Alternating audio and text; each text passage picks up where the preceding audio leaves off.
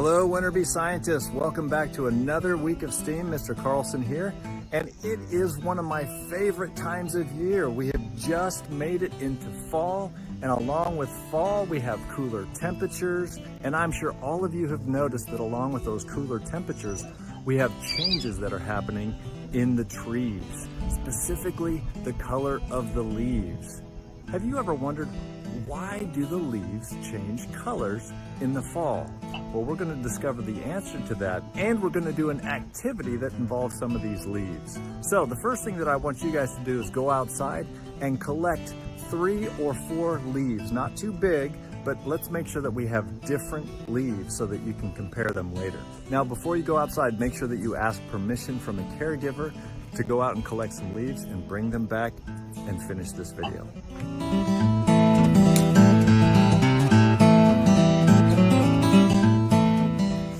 Many of you already know that leaves are green because of a chemical inside the leaves known as chlorophyll.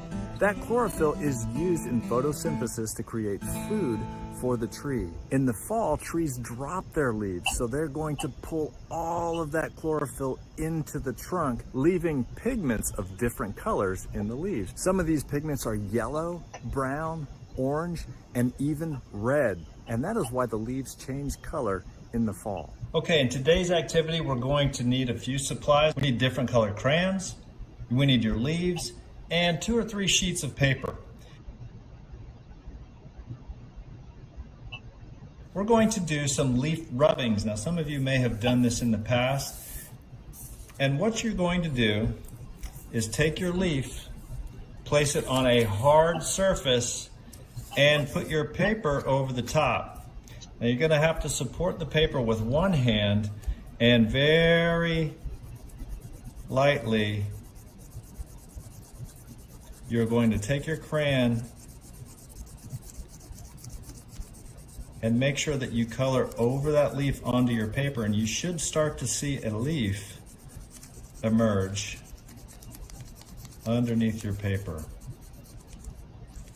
You can do all the way to the stem if you want. So we've got one leaf there, and then you can go ahead and you can do your other leaf. Once you have finished with your rubbings, I want you to compare the leaves that you have done. Now, you should have 3 or 4 leaves on at least 1/2 of this page that you can use for later, but I want you to look closely at them. Now, this would be a perfect place to use your magnifying glass that you created last week to get a closer look at your rubbings. What do you notice about these leaves that are the same? Do you see any patterns in the leaves? What do you notice that's different? Now, I want you to create an original piece of art with your rubbings.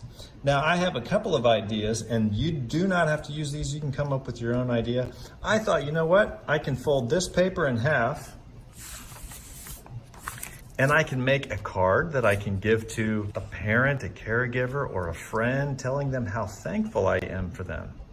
The other thing I thought I could do, I could actually cut out these rubbings, and I've drawn on a separate sheet of paper the trunk of a tree.